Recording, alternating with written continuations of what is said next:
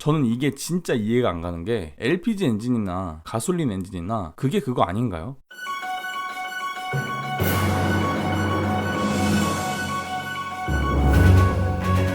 안녕하세요. 가격표 번역기 차파고입니다. 오늘 제가 번역해드릴 자동차는 르노 삼성의 2021년형 QM6입니다. 1부에서는 등급별 장단점에 대해 설명드리겠습니다. 그럼 시작하겠습니다. SE 등급입니다. 가솔린은 2,474만원이고요. LPG는 2,435만원입니다. 2.0 GDE 엔진은 144마력의 20.4토크입니다. 너무 약한 거 아니야? 싶지만 뭐 QM6로 레이싱 할 것도 아니잖아요. 요즘 죄다 터보 엔진만 나와서 엔진 스펙이 상향 평준화돼서 그렇지 이 정도 스펙이면 주행하기엔 충분합니다. 2.0 LPE 엔진은 140마력의 19.7토크인데요. LPG 엔진이라 힘이 너무 딸리지 않을까 걱정되시겠지만 3700rpm부터 최대 토크가 나오기 때문에 시내 운전하기엔 충분한 스펙입니다. 또한 LPG 탱크도 일반 가스통이 아닌 트렁크 하단에 도너 탱크로 들어가서 트렁크 공간이 침범되지 않기 때문에 QM6의 넓은 트렁크 공간을 온전하게 사용할 수 있습니다. 변속기도 효율을 중시한 무단 변속기가 들어가고요. 야간 운전 시 앞길을 훤하게 밝혀주는 LED 헤드램프를 기본 등급부터 넣어준다니 이번 QM6는 완전 칼을 갈았네요. 방향 지시등도 LED고 데이라이트도 LED, 후미등까지 LED인 걸 보면 치사하게 이런 LED로 차급을 나누지 않겠다는 의지가 명확하게 보입니다. 뒷좌석은 차박하기 좋게 6대4 폴딩도 되고 시트 각도를 뒤로 높이는 리클라이닝 기능도 적용되어 뒷좌석 사람들이 엄청 좋아합니다. 계기판도 단순한 바늘 계기판이 아닌 가운데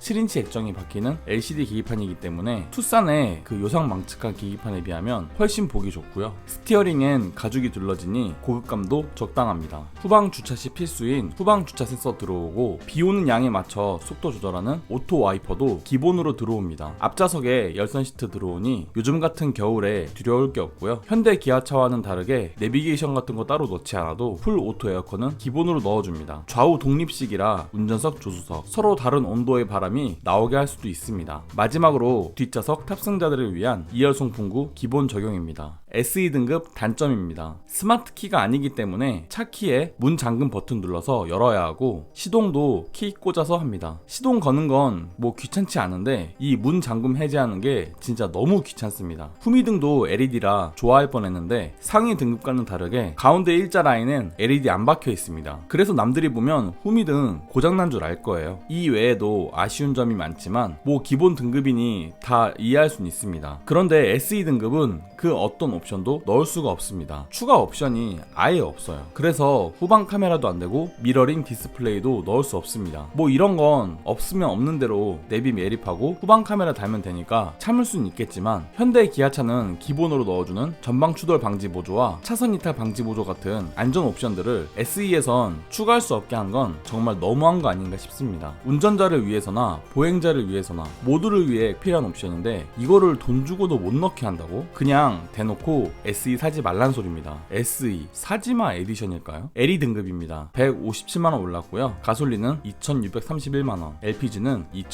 2592만원입니다. 휠 인치가 한 치수 더 커집니다. 그리고 고장난 줄 알았던 후미등의 가로 라인에는 드디어 LED가 들어오네요. 솔직히 이런 걸로는 등급 구분 안 했으면 좋겠습니다. 스마트 키는 카드 타입이고 차에서 멀어지면 자동으로 잠기기 때문에 일일이 버튼 눌러서 잠글 필요 없습니다. 겨울철엔 열선 시트보다 더 훈훈한 열선 스티어링 들어오고요. 패밀리카답게 뒷좌석 시트에도 열선 기능 적용됩니다. LE 등급 단점입니다. 하지만 통풍 시트는 넣을 수가 없습니다. 옵션으로도 추가 안 되고요. SE에 비해 안전 옵션을 추가할 수 있긴 하지만 이 안전 옵션들이 내비게이션과 묶여 무려 187만원이나 합니다. 현대 기아 기준 기본으로 제공하는 전방 충돌 방지 보조와 차로 이탈 방지 보조를 이렇게 비싸게 판다니 좀 어이가 없네요. 거기다 LPE 모델의 경우 아무리 돈을 줘도 어댑티브 크루즈 컨트롤은 넣을 수가 없습니다. 이건 오직 가솔린 모델만 달 수 있는 옵션이에요. 저는 이게 진짜 이해가 안 가는 게 LPG 엔진이나 가솔린 엔진이나 그게 그거 아닌가요? 왜 굳이 엔진으로 이런 차별을 두는지 모르겠습니다. 또한 전방 충돌 방지 보조의 핵심 기능 중 하나인 보행자 감지 기능도 LPE는 안 됩니다. 이거 가솔린만 돼요. 참 희한하죠? 아마 전방 레이더 센서의 유무 때문에 이렇게 기능이 갈린 것 같은데요. 아니 LPG 차는 사람을 치면 덜 아픈가요? 아니잖아요. 왜 이런 부분까지 안전 옵션을 차별하는지 이해가 안 됩니다. 뭐 그래도 LP 구매자분들 너무 배 아파할 필요는 없습니다. 사실 가솔린에서 추가할 수 있는 어댑티브 크루즈 컨트롤은 XM3만도 못한 게 들어오거든요. QM6의 어댑티브 크루즈 컨트롤은 완전 정차와 재출발을 지원하지 않기 때문에 시속 40km 이하에선 자동으로 종료되는 어댑티브 크루즈 컨트롤입니다. 그래서 우리나라 상황에선 그 어떤 곳에서도 제대로 쓰일 일이 없는 반의 반쪽짜리 어댑티브 크루즈 컨트롤이라고 보시면 됩니다. 어쨌든 가솔린과 LPG의 차별은 여기서 끝이 아닙니다. 자세한 건 뒤에서 나올 아래에서 다시 설명할게요. 그리고 또 하나 의아했던 사실이 있는데 LE부터 파노라마 썬루프를 넣을 수 있긴 한데 문제는 54만원짜리 하이패스와 전자식 파킹 브레이크 옵션을 넣어야만 파노라마 썬루프를 넣을 수 있습니다. 아니 파노라마 썬루프가 되어야만 하이패스 전파가 통하는 것도 아닌데 왜 굳이 쓸데없이 전자식 파킹 브레이크랑 하이패스를 파노라마 썬루프 선행 옵션으로 해놓았을까요? 게다가 QM6의 전자식 파킹 브레이크는 오토홀드조차 지원하지 않는 반쪽짜리 전자식 파킹 브레이크라 굳이 필수로 넣을 이유도 없는 옵션입니다. 요즘 시대에 전자식 파킹 브레이크에 오토홀드가 없는 차 정말 오랜만에 보는데요. 생각하면 할수록 이런 반쪽짜리 전자식 파킹 브레이크를 넣어야만 파노라마 썬루프를 넣을 수 있다는 건 정말 너무한 옵션들이 아닌가 싶습니다. RE 등급입니다. LE 등급보다 241만원 올랐고요. 가솔린은 2872만원, LPE는 2833만원입니다. 사각지대 경고장치는 차량 좌우측 사각지대에 차량을 바로 알려주니 안전운전에 도움이 많이 되고요. 프리미엄 투톤 알로이 휠은 LE의 알로이 휠에 비해 훨씬 더 이쁘긴 합니다. 가운데 7인치 액정이 들어오는데 내비게이션이 들어있진 않지만 애플 카플레이나 안드로이드 오토를 사용할 수 있고요. 액정이 들어오니 후방 카메라도 당연히 들어와야겠죠. 앞좌석 시트는 전동 시트라 주행 중 시트 포지션 바꾸기 편하고 앞좌석 통풍 시트도 들어오니 뭐 옵션으로는 부족함이 없습니다. 르노 삼성의 특장점 중 하나인 360도 주차 보조 시스템은 어라운드 뷰 부재에 아쉬움을 채워주는 옵션인데요. 앞뒤뿐만 아니라 좌우에 센서가 있어서 어이없이 주차장 기둥 긁는 사고를 막아줍니다. 실제로 사용해보면 어설픈 어라운드 뷰보다 360도 주차 센서가 훨씬 나아 보여요. 게다가 주차 조향 보조 시스템으로 자동 주차도 할 수 있으니 측면 주차가 힘든 분들에겐 환영할 만한 일이죠. 단점입니다. RE 등급이 정말 가성비가 애매합니다. 예를 들어 LE 등급과 비교해보자면 LE의 운전석 전동 시트 S링크 패키지 1 넣으면 2754만원인데요. RE에서 S링크 넣은 것이 2902만원입니다. LE 조합이 148만원 싸죠. 그에 비해 RE 등급이 앞서는 옵션은 18인치 투톤 휠, 루프렉, 360도 주차 조향 보조, 8개의 스피커, 이오나이저 정도입니다. 저는 굳이 148만원이나 더 줘가면서 RE를 가야 할 필요가 있을까 싶긴 하거든요. LE에서 RE로 올라가야 하는 이유는 사실 옵션보다 RE에서만 넣을 수 있는 모던 가죽 패키지를 넣기 위함이지 그거 말고는 굳이 RE로 갈 필요가 없다고 봅니다. 마지막으로 LPE 모델은 보스 오디오를 넣을 수 없습니다. 아마 LPG 도넛 가스통 때문에 우퍼 넣을 자리가 없어서인 것 같긴 한데 그거 뭐 소비자가 알바인가요? 중요한 건